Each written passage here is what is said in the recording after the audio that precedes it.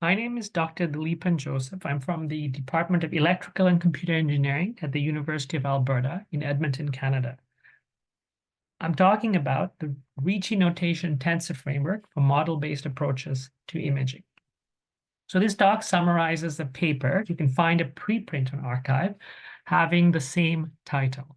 It was accepted by the Journal of Imaging Science and Technology. I'd like to thank peer reviewers from the journal for helpful feedback that improves the paper. I'd also like to thank Dan Serbu and Adam Harrison.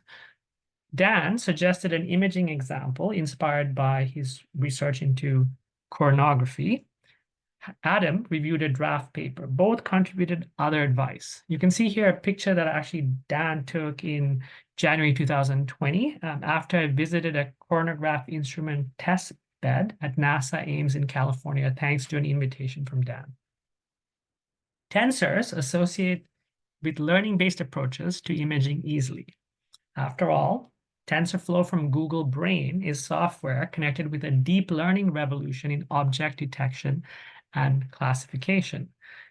You can see here a schematic of a deep learning network. This is taken from What is a Convolutional Neural Network, a page on MathWorks website. It shows object classification.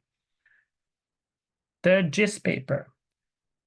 In that paper, I reviewed 13 cited papers from 2015 to 2023 in leading imaging journals focused on model-based, not learning-based, research involving tensors. One of these papers by Ma et al. In the IEEE Transactions on Image Processing emphasized the explanatory value of model-based approaches and argued they also help with learning-based approaches to yield what are called hybrid approaches. When literature on learning and model-based approaches to imaging use the word, tensor mainly or solely means a numeric data structure, usually a multidimensional array, and numeric operations like those identified with operators of object-oriented programming languages. This work, I use the word likewise, avoiding requirements for tensor character of geometric tensor or Ricci calculus. The Ricci calculus is associated famously with general relativity and non-Euclidean geometry. So in this work, I'm exploiting and extending Ricci-Notation, a dual variant index notation with Einstein's summation convention of geometric tensor calculus to define what I call a Ricci-Notation tensor algebra or RT algebra for numeric purposes. Model-based approaches to imaging, like image enhancements found in astronomy, help to explain relationships or mappings between input and output images. An image enhancement example illustrates the RT algebra. Inspired by Dan's model-based research for exoplanet imaging, the example adopts a simple coronagraph model with two planes related by Fourier transforms and a phase aberration. Simulated exoplanets become visible after correction of a simulated aberration. Setting aside the example that I will talk about, this work is mainly or actually about the tensor algebra and software, or the tensor frameworks available for model-based imaging. In particular, it is about a novel RT framework. So the framework has software. The RT framework succeeds an NT1, and the RT software comprises a free RT toolbox to express RT algebra with MATLAB. MATLAB and its implied algebra define an extended matrix vector framework. In the Journal of Computational Science, my former PhD student Adam Harrison and I published a numeric tensor framework complementary to the EMV1, also for model-based approaches. You can see that I have a thumbnail here of the RT toolbox, which is paying homage to the NT framework and an inverse computer graphics example that it featured. This work succeeds that NT framework. The GIST paper reviews software by others, including the MATLAB Tensor Toolbox by researchers at Sandia National Labs, the Tensor Contraction Engine, the Tensor Algebra for Many Body Methods, and the Multivariate Image Analysis Toolbox. In the NT and RT algebras, tensors are scalars, vectors, and matrices of any degree, the number of indices. NT-algebra employs a stackable underbar. This is used to prevent Einstein summation. Any index has a countable infinite number of variants. On the other hand, each RT algebra index has only two variants, true, usually in the subscript position, or false, superscript, or if you want to put it in the subscript position, you put an overbar on it. Now, every NT expression has an equivalent or simpler RT one, because with the NT expressions, the underbars requires stacking in certain situations, whereas with the RT algebra, if you were to complement an index, it just goes back and forth between true and false variants. And with either algebra, you can express arbitrary inner, outer, and entry-wise products, and you can manipulate them as well. The NT algebra was justified in part for significance to decomposition called the CPD, which generalizes decomposition, very popular and important in matrix vector algebra and software. So the SVD model involves matrices that multiply each other as a factorization of a given matrix. One of the limitations of this is that any matrix anyway can only multiply operands on its left and right side, just two operands. If you want to generalize this kind of decomposition to higher order data structures, you want to be able to represent multiple operands that are multiplied together. And this is easier to do with scalar expressions with indices. So any operand can multiply any other operand in a scalar expression. And this can include inner products as well as outer products. Inner products are one of the things you get with matrix multiplication. So this is possible with NT algebra or RT algebra, but one of the differences arises with how systems of linear equations are solved. So we use division expressions to specify linear systems, and with the RT algebra, indices of denominator operands have to change to their complements. And if you get stacked overbars, they always collapse to 0 or 1 overbar. There's only true or false variants. The RT algebra, like the NT algebra, allows scalars, vectors, and matrices with any number of indices. So indices of the same variant in sequence may be represented by an index vector, as you can see in this bottom row of the table shown here. Non-scalar product, for example, A times B, is generally non-commutative, doesn't equal B times A. There are equivalent expressions with scalars of higher degree. So a degree 2 scalar can represent a matrix. And these are fully commutative and associative, which facilitates derivations. They're also of interest, there are unary operations. So for matrix vector algebra, you can compute the sum of the diagonal elements. That's a trace. The equivalent operation with tensor indices is called a contraction. And it's a summation along indices, multiple indices where you take only the indices where they have equal values. Similarly, you can take the main diagonal of a matrix with a diagonal operator, or you can select from multiple indices just the cases where they all have the same value. So the trace and the diag reduce the dimensionality of a matrix. Similarly, contractions and attractions reduce the degree of a tensor. With the extended matrix vector algebra, we have broadcasting. So broadcasting allows you to do something like add a column vector. Here, these vectors in bold are always column vectors. You can add a column vector to a row vector.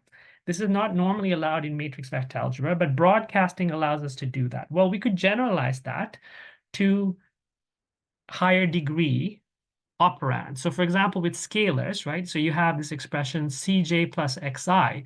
That makes sense. It means for every possible value of J, every possible value of I, produce the sum, right?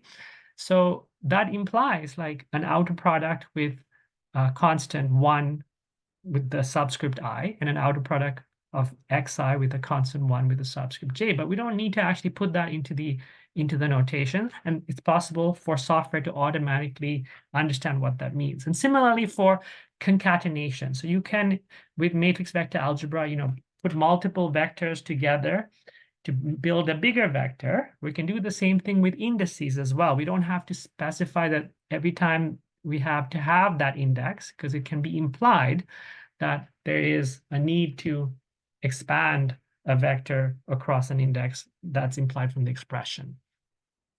The imaging example has a synthesis part, starting with a Creative Commons public domain source called Array Disk D65, available on Wikipedia. A ground truth image simulates, with false color, exoplanets and diffraction rings of an occulted star. The source, Array Disk D65 itself, simulates a focus spot of white light passing through an aperture and lens. Rings arise due to diffraction. Using a mask to model a simple coronagraph, the bright spot and faint outer rings are occulted. The main input of the imaging example shown here is called an aberrated image. This looks very different from the ground truth image. The way it's produced is a random phase offset is introduced entry-wise in the 2D Fourier domain, also called the pupil plane in coronography. A 2D discrete Fourier transform models the pupil representation, denoted by matrix Y, for example, from the image 1, a matrix X. An inverse 2D DFT models the reverse. While models use matrix multiplication to actually compute the Fourier transforms, it is faster to use an algorithm called the fast Fourier transform.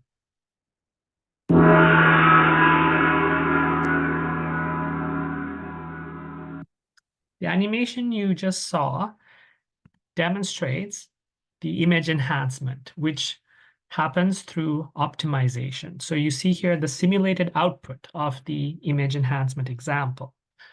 Starting with an initial guess to the phase aberration, in this case, just a zero matrix, with the help of a MATLAB optimization toolbox routine, fmin unc, unconstrained, the corrected image approaches the ground truth through iteration. The ground truth itself is not actually used. This is a simulated example, so we have access to the ground truth.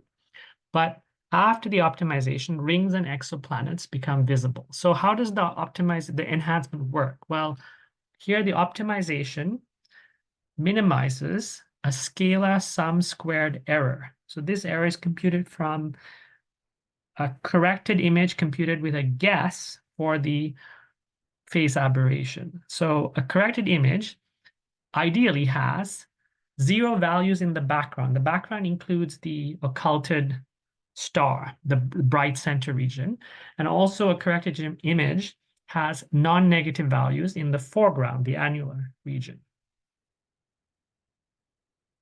To perform the optimization, accurate and efficient software to compute the sum square error, its gradient, which is a first derivative, and a Hessian multiply function, second derivative information. These are required for image sizes of interest. Otherwise, the optimization may not succeed in reasonable time on an ordinary laptop or may fail.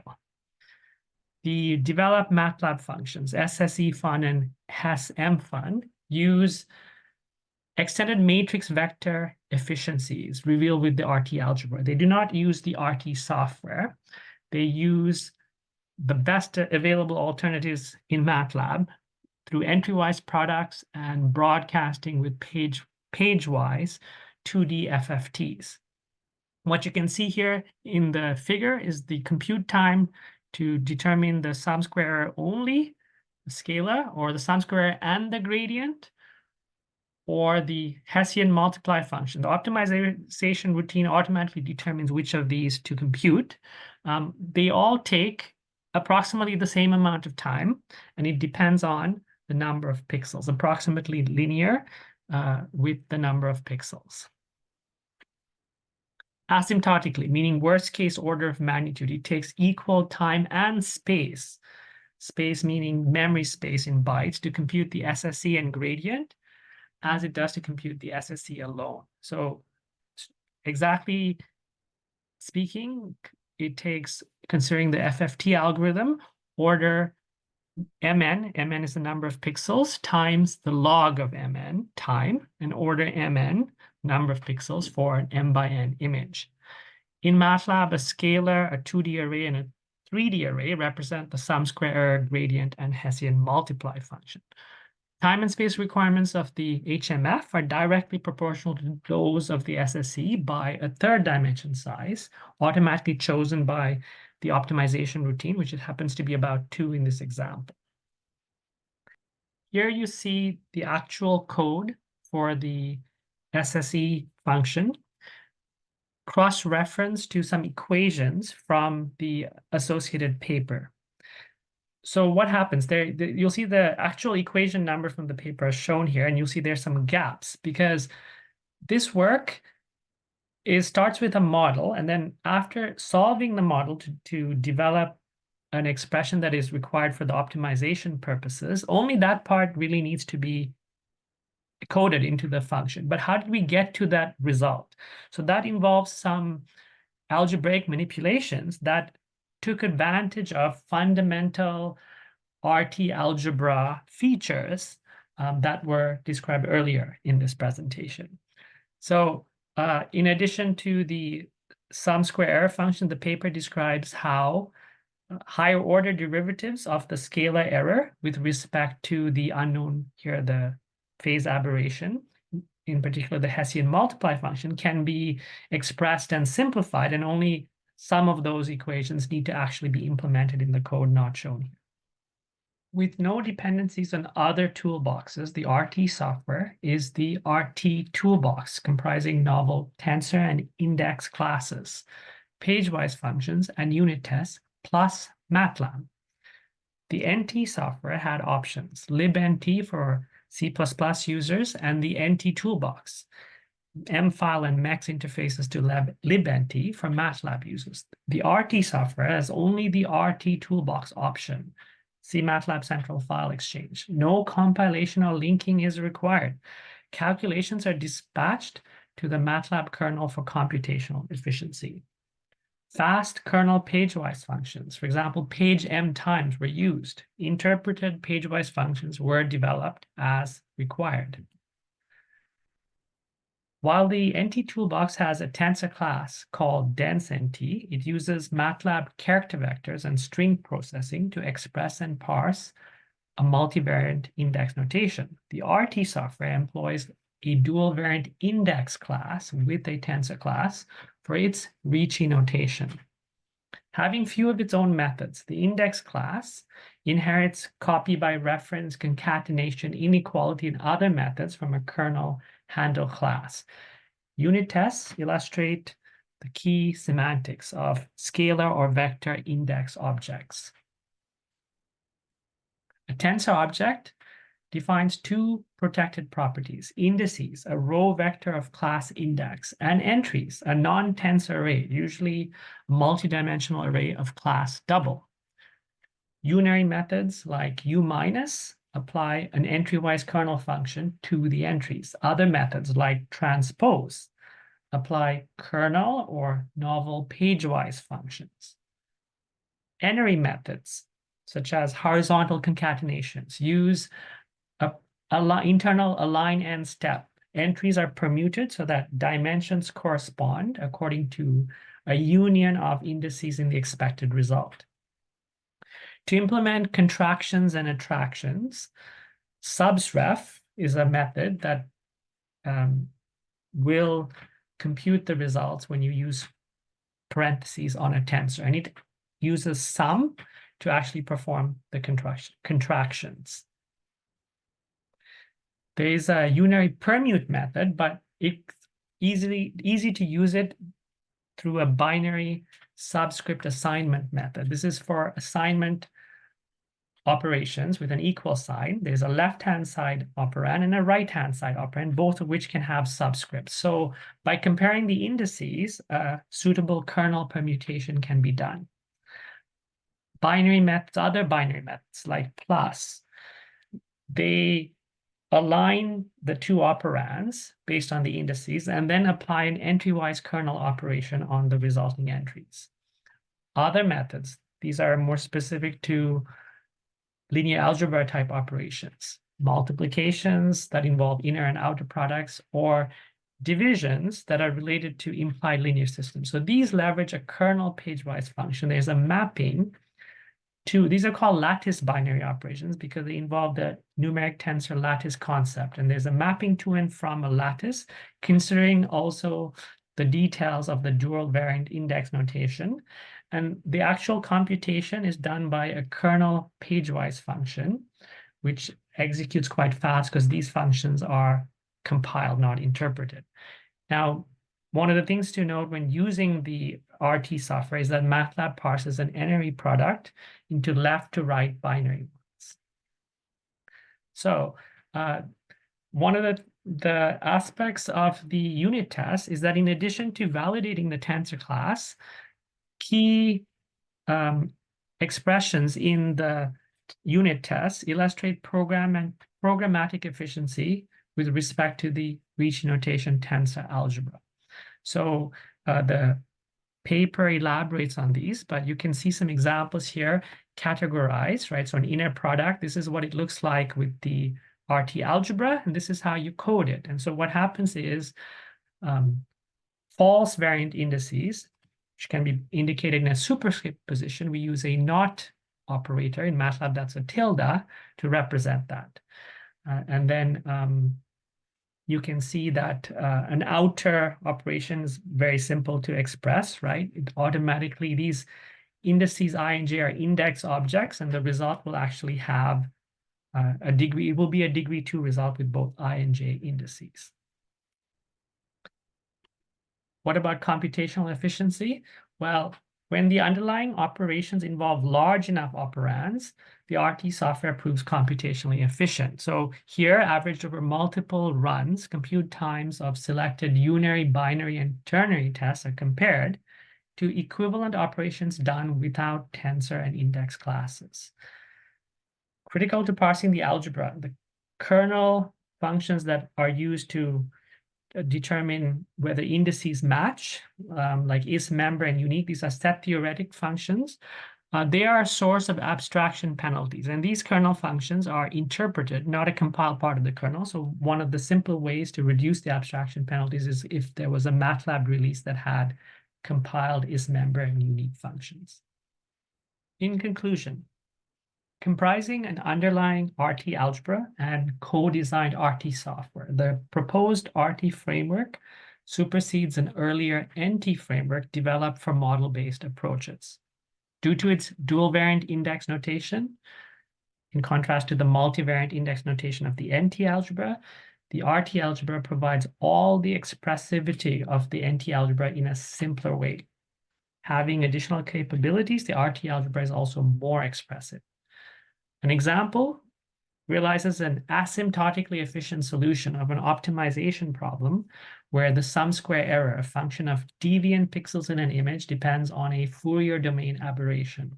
The RT algebra helps to model and simplify the sum square error and its first and second derivatives, where all three take equivalent compute time and memory space in big O terms. Simulated exoplanets of a simulated occulted star become visible. The RT software equals MATLAB plus the RT toolbox, comprising novel tensor and index classes, page-wise functions, and unit tests. The RT framework complements MATLAB and its implied EMV algebra, a popular extended matrix vector framework that does not involve a Ricci notation. The approach taken here, arguing that additional computational efficiency is possible, emphasizes programmatic efficiency with respect to the RT algebra. RT software is simpler than its predecessor, the numeric tensor softwares, in particular its MATLAB option. This one comprises only M files and MATLAB itself. Toolbox uses an object-oriented approach to realize a dual variant index notation, with its index class inheriting a kernel handle class for extra efficiency. The RT software expresses the RT algebra comprehensively and faithfully.